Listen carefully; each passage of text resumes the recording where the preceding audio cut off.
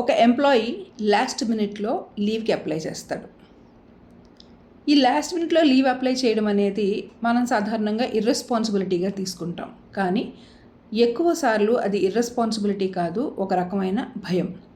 ఈ సిగ్నల్ని గనక హెచ్ఆర్లు సరైన సమయంలో గుర్తించకపోతే ఆర్గనైజేషన్ లోపలే ఇబ్బంది పడుతుంది అని అర్థం.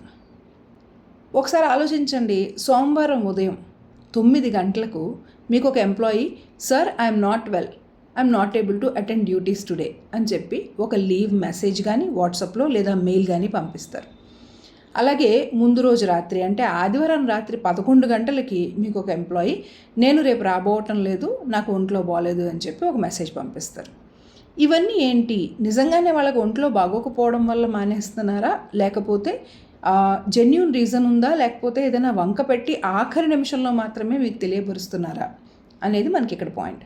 అయితే ఇలాగా ఎవరైతే లాస్ట్ మూమెంట్లో లీవ్ పెడతారో వాళ్ళందరినీ చూసిన వెంటనే మనకి ఒక మాట అనిపిస్తుంది, అరే దీనివల్ల వర్క్ హ్యాంపర్ అయిపోతుంది, టీం వర్క్లో డెలివరీ చేయవలసిన అవుట్పుట్స్ ఏవైతే ఉన్నాయో వాటిని మనం మిస్ అయిపోతాం, కాబట్టి ఆ వర్క్ అంతటిని రీడిస్ట్రిబ్యూట్ చేయాలి. లాస్ట్ మూమెంట్లో అలా ఉండడం వల్ల మనకు అంతా కూడా ఇరిటేటింగ్గా ఉంటుంది. మండే మార్నింగ్ ఎస్పెషల్లీ చాలా పెద్ద ప్రాబ్లమేటిక్గా ఉండే విషయం.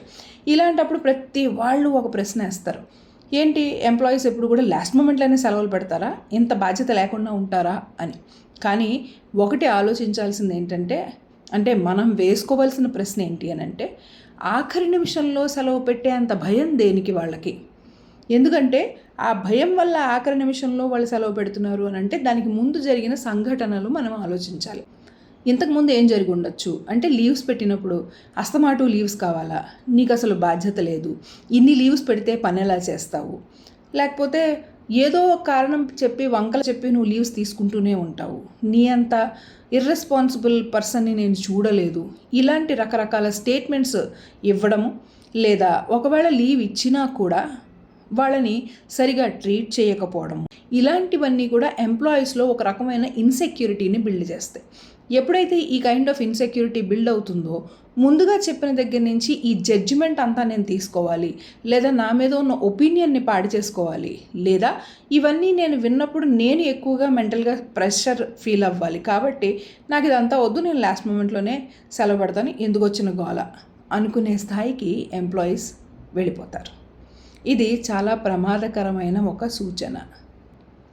ఆర్గనైజేషన్లో ఉన్న పళంగా లీవ్స్ తీసుకునే వాళ్ళు పెరగడం, లేదా లీవ్ డేస్ పెరగడం, లేదా ఇర్రెగ్యులర్గా వస్తూ ఉండడం, లేకపోతే సడన్ రెసిగ్నేషన్స్, లేకపోతే అనవసరమైన కారణాలు చెప్పి లీవ్ తీసుకోవడము, తర్వాత వాళ్ళు వచ్చి రిజైన్ చేయడము, ఆ రిజిగ్నేషన్ అప్పుడు కూడా వాళ్ళు సరైన కారణాలు చెప్పకపోవడం, ఇలా రకరకాల ప్యాటర్న్స్ మనం చూస్తూ ఉంటాం. ఈ ప్యాటర్న్స్ అన్నిటికీ వెనకాల మనం ఒకటి అబ్జర్వ్ చేయవలసిన విషయం ఏంటంటే, ఎంప్లాయీస్ బర్న్అవుట్కి గురయ్యే సందర్భాలు ఉండొచ్చు, లేకపోతే డిసెంగేజ్ అయి ఉండొచ్చు, లేదా టాక్సిక్ మేనేజ్మెంట్ అయి ఉండొచ్చు, లేదా కొత్త ఉద్యోగాలు వెతుక్కోవడం కావచ్చు. కారణం ఏదైనా కావచ్చు.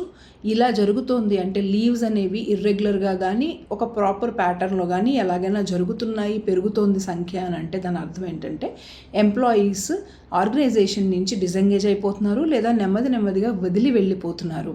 ఇది ఒక ప్రమాద సూచిక. ఆర్గనైజేషన్స్లో మనం సాధారణంగా ఏం చేస్తామంటే, ఎగ్జిట్ ఇంటర్వ్యూస్ తీసుకున్నప్పుడు వాళ్ళు ఏ కారణాలు రాశారు, లేకపోతే వెళ్ళిన తర్వాత ఎలాంటి ఆర్గనైజేషన్స్లో జాయిన్ అయ్యారు, ఇలాంటి విషయాలు ఇక్కడి నుంచి అయిపోయిన తర్వాత, వాళ్ళ టెన్యూర్ అయిపోయిన తర్వాత మనం తెలుసుకునే ప్రయత్నం చేస్తాం. కానీ మనం చూడవలసింది ఏంటంటే, మన దగ్గర ఒక పెద్ద ట్రెజర్ ఉంది. ఈ లీవ్ మేనేజ్మెంట్ ఏదైతే ఉందో, హెచ్ఆర్ల దగ్గర ఉన్న అద్భుతమైన డేటా ఉన్న ట్రెజర్. ఇది కేవలము ఎజంప్షన్స్ మీద నడవదు. ఒక ఎంప్లాయీ ఆర్గనైజేషన్లో జాయిన్ అయిన దగ్గర నుంచి అతను ఆర్గనైజేషన్ విడిచిపెట్టి వెళ్ళిపోయేంత వరకు ఏ నెలలో ఎన్ని రోజులు ఎలాంటి ప్యాటర్న్స్ తోటి లీవ్స్ పెట్టాడు, ఎప్పుడెప్పుడు హాఫ్ డేస్ తీసుకున్నాడు, ఎప్పుడు ఎర్లీ గోయింగ్ జరిగింది, లేట్ కమింగ్ జరిగింది, ఇలాంటి రకరకాల ప్యాటర్న్స్ అన్నింటినీ కూడా మనం అబ్జర్వ్ చేయవలసిన అవసరం చాలా ఉంటుంది. అది కేవలం డేటా మేనేజ్మెంట్ కానీ లేదంటే ఒక ట్రాన్సాక్షనల్ టాస్క్ మాత్రం కాదు లీవ్ మేనేజ్మెంట్ అనేది. లీవ్ మేనేజ్మెంట్లో జరిగేది ఏంటి అని అంటే, ప్రతి ఒక్క ఎంప్లాయీ యొక్క attitude towards his work, his company, his growth, his professionalism, ఇలాంటి చాలా విషయాలు రిఫ్లెక్ట్ అవుతూ ఉంటాయి. ఈ విషయాలన్నింటినీ గనక హెచ్ఆర్లు సరైన దృష్టిలో ఎప్పటికప్పుడు గమనిస్తూ ఆ ప్యాటర్న్స్ని అబ్జర్వ్ చేస్తూ ఆ డేటా నుంచి గనక సరైన ఇన్పుట్స్ తీసుకోగలిగే లాంటి ఆ స్ట్రాటజిక్ థింకింగ్ని కనుక అలవాటు చేసుకోగలిగితే అద్భుతమైన రిజల్ట్ని సాధించగలుగుతారు. దీనివల్ల ఎప్పుడో వెళ్ళిపోవలసిన ఎంప్లాయీ యొక్క ప్యాటర్న్ ఈరోజే అర్థమైతే వెళ్ళడానికి కారణాలు ఏంటి, ఆపగలిగిన అవకాశాలు ఏమైనా ఉన్నాయా, ఆపగలిగితే ఏం చేస్తే ఆపగలం అనే విషయాలు తెలుస్తాయి. అలాగే ఒకవేళ నిజంగానే వెళ్ళిపోవాల్సిన పరిస్థితులే వచ్చి ఆ ఎంప్లాయీ వెళ్ళిపోయినా కూడా అక్కడి నుంచి రిప్లేస్మెంట్ మనం ఇమ్మీడియట్గా చేసుకోవడానికి తగ్గ ఏర్పాట్లు కూడా మనం తొందరగా చేసుకోగలం. అంటే అడ్వాన్స్ ప్రిపరేషన్ని కూడా మనం చేసుకోగలం. అండ్ ఎట్రిషన్ పెరగకుండా ఉండేలా చూడడానికి అవకాశాలు ఉంటాయి. మేనేజ్మెంట్కి సరైన ఇన్పుట్స్ ఇచ్చి మన ఆర్గనైజేషన్లో పీపుల్ మేనేజ్మెంట్ రిలేటెడ్ ఆస్పెక్ట్స్లో ఎక్కడెక్కడ మనం మార్పులు చేర్పులు తీసుకొస్తే ఆర్గనైజేషన్ ఇంకా బాగా నడిచే అవకాశం ఉంది. ఎక్కువ మంది ఎంప్లాయీస్ ఎంగేజ్డ్గా ఉంటూ పనిచేసే అవకాశాలు ఉన్నాయి. ఇలాంటివన్నీ చెప్పడానికి ఈ లీవ్ డేటా అనేది మనకు ఉపయోగపడుతుంది.